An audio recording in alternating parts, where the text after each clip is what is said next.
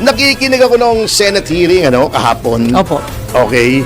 Obvious na talagang may pinagtatakpan dito. Iyon na lang, basis ng authentication, natatawa ako ha? Kita nyo ha?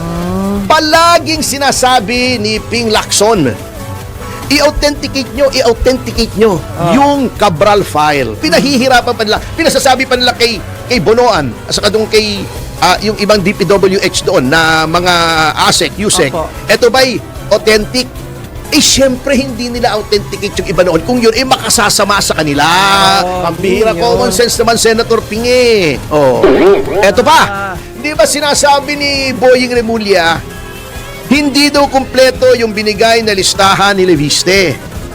At hindi, dapat daw i-authenticate ni Leviste. Nasa kanila na pala yung computer bakit na si Leviste pa rin ang gusto nyo mag-authenticate? Bakit si Leviste pa rin ang gusto nyo mag-kumpleto? Kinuha nyo na pala yung computer. Yung gamit mismo. Di kayo mag-authenticate, tingnan nyo yung computer. Yan lang nagpapatunay na pinagloloko na naman tayo ng ombudsman, pinagloloko na naman tayo ng BRC. Kami pinagloloko nyo Sa akin, booking na kayo. Alam nyo, nakikinig ako ng Senate hearing kahapon. Opo. Okay? Alam nyo, obvious na talagang may pinagtatakpan dito. Iyon na lang, basis ng authentication, natatawa ako ha? Kaya para sabihin ko sa inyo, si Marcoleta lang ang matinu-tinuro na pagdating sa legal. Of course, may mga maayos naman katulad ni JV, pero hindi naman kasi sila abogado. Okay. So we cannot fault them na yung mga nuances and sinuosities of the law ay hindi nila alam. Kita nyo ha? Palaging sinasabi ni Ping Lacson, i-authenticate nyo yung Cabral files. Teka muna. Paano ba ina-authenticate ang isang file? Paano nga ba, sir? One of the ways para ma-authenticate yung file ay sasabihin nung kumuha. Si Leviste under oath. Ito ay kinuha ko sa computer ni late Undersecretary Cabral. Okay. Ito ay binigay niya sa akin. Ito, galing ako sa opisina, binigay niya. At yung isang bunch ng mga documents, in-authenticate din ng DPWH. Tsaka naka-video. Ibig sabihin, sabi niya, nasa CCTV. Opo, nandun pa. For the sake of admissibility, at least as evidence, and identification as evidence, even sa korte, supisyente na yun tatanggapin na yun as evidence ng korte. Sa Senate naman, relaxed ang rules of evidence. Minsan nga, ina-admit doon kahit hearsay Kasi naman, hindi naman yung korte in aid of legislation. Bakit mo hinihigpitan si Leviste?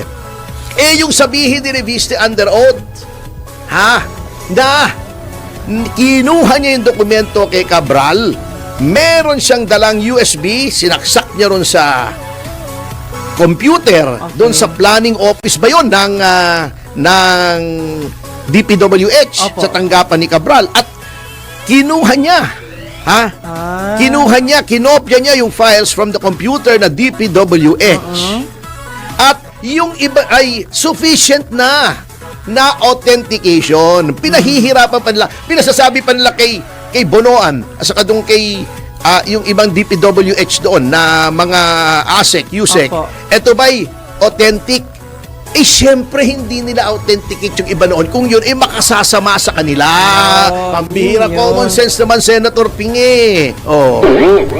eto ngayon, pinagloloko na naman tayo nito si Tayaw. Hindi daw porkit may list. Ito yung sabi niya, di ba, nung ini-interview ni Dennis Antenor. Hindi daw porkit may list, yun na yun. May sinabi pa siya, halimbawa, si Mrs. binigyan ka ng listahan, bumili ka ng Colgate, may nakakita ka ng close-up. Pinalitan mo? Pinalitan mo. Pero ang pinag-uusapan po rito at sinabi naman ni Leviste, eto yung list. There is a list that exists, may allocables, etc. na dapat yon ay mismong yung list na yon na authenticated niya, at yung ibang nasa Cabral files na hawak niya, na binigay niya sa Senado, ay inauthenticate din ng DPWH, binalidate nila, sinabi nila, files nga namin ito. Bakit in the first place may ganon na listahan ng mga allocables? alam nyo po, jigsaw puzzle yun na alam nyo, sa pagpapatunay ng kaso, hindi po naman isang ebidensya, tapos na tayo eh. Opo. So unless may smoking gun na may nakita, halimbawa ako, binaparil ko si Victor, tapos na ang usapan. Pero usually yan, pira-piraso, jigsaw puzzle. This is an important part of the jigsaw puzzle. Pero ang importante, hindi pwedeng palitan yung nasa listahan. Oo. Ang kinakataka ko, bakit pinakuha agad ng ombudsman, hindi naman nila nire-reveal kung ano yun. Eto pa, hindi ba sinasabi ni Boying Remulla, hindi daw kumpleto yung binigay na listahan ni Leviste.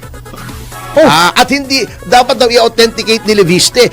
Nasa kanila na pala yung computer Sa kanila na bakit na si Leviste pa rin ang gusto nyo mag-authenticate? Bakit si Leviste pa rin ang gusto nyo mangumpleto? Kinuha nyo na pala yung computer. Yung gamit mismo. Di kayo mag-authenticate, tignan nyo yung computer. Yan lang nagpapatunay na pinagloloko na naman tayo ng ombudsman, pinagloloko na naman tayo ng Ano ba BRC, yan? pinagloloko na naman tayo ng kahit yung mga pati ICI nga, mukhang matatapos na, wala naman nangyari. Ano bang nagawa ng ICI? Wala. Hindi refer din sa ombudsman, hindi rin pinakita ang katotohanan, puro executive session din, Ayan ang sinasabi ko din sa mga political analyst na ito. Kami pinagluloko nyo Sa akin, booking na kayo. Kaya mga kababayan, yung mga institute, council, foundation, yung mga congress for chu-chu-chu-chu, huwag kayo magpapaniwala dyan. Propaganda po yan. Ito si Ganun Edmond pala tayo, yun. propagandist yan. These are propagandists. Nako. Ang sinusulong yan na narrative, na istorya, ay yung sa mga nagpopondo ng kanilang mga think tanks. Kaya ingat-ingat po tayo doon sa political analyst. Sa paniniwala. Parang lifestyle guru yan Kahit sino pwede. Lifestyle coach, di ba may mga ganon? Life coach, lifestyle guru, di ba? Ganon ba Mga parang consultant yan, nakatakot-takot sa House of Representatives. Kahit sino pwede sabihin, uy, political consultant ako, political analyst. Pero sir, pag hindi mo siya kilala, maniniwala ka. Kaya nga, kasi may mga institute chuchu, na mga propaganda arm naman ng iba't ibang vested interest. Yun lang. Kita mo nga yung mga tirada niya, nagpapapansin lang daw si Leviste. Bakit kailangan magpapansin ni Leviste? Ang sinasabi ko nga, si Congressman Leviste, pwedeng manahimik na naman yan Pwedeng tahimik na lang siya. Ang yaman na niya. Kita mo ang mga katangian ni Leviste, matangkad, magandang lalaki, di ba? Hindi naman natin may tatanggi. Doon lamang siya sa akin, hindi ako matangkad. Anong height niya? Hindi, matangkad siya sa akin. Matangkad Sa bagay, sa inyo. 99% na naman ng mga tao matangkad sa akin magandang lalaki. At least doon patas lang kami. Mayaman, hindi. Talo, roon, talo. Matalino, pwedeng patas na rin kami roon. Single, may advantage siya. Hindi na ako single. Double na ako Bakit ka pa magpapapansin para ano? In fact, hindi mo nga kailangang mapansin yung sinasabi nila na may tinatago daw. Di umano hindi ko sinasabi totoo. Kung may tinatago ka, ba't ka magpapapansin? Bakit ka nagko-comment ng ganun? Kaya nga, kung may tinatago kang transaksyon na mali, hindi ka na magpapapansin. Bakit mo gagawin?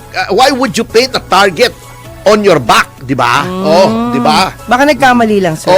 Bago sasabihin nagpapapansin, alam nyo, talagang hindi na kailangan magpapansin nitong taong ito. Dahil sikat na siya sikat na Nanay niya senador. Siya ay congressman.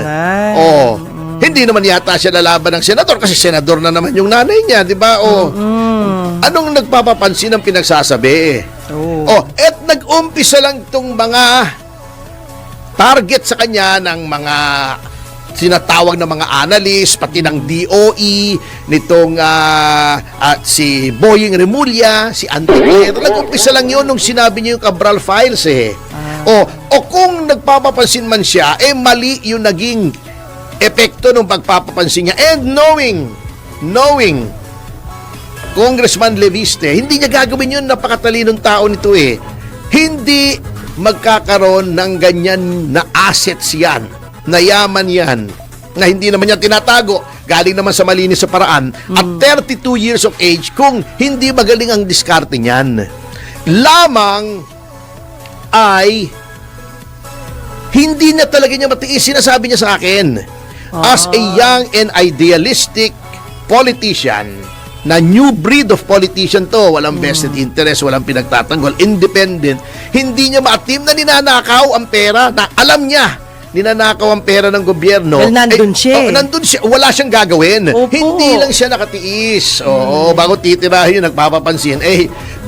Kayo nagpapapansin. Ayun. Kasi kailangan nyo magpapansin para yung mga nagpopondo sa inyong think tanks, bumilib sa Mapansin inyo. sila. Oo, at lakihan ng pondo. Hindi na Ayun. totoo. Sabihin mo, Dagdagan. Mr. Tayaw, na hindi totoo. Think tank ito, di ba?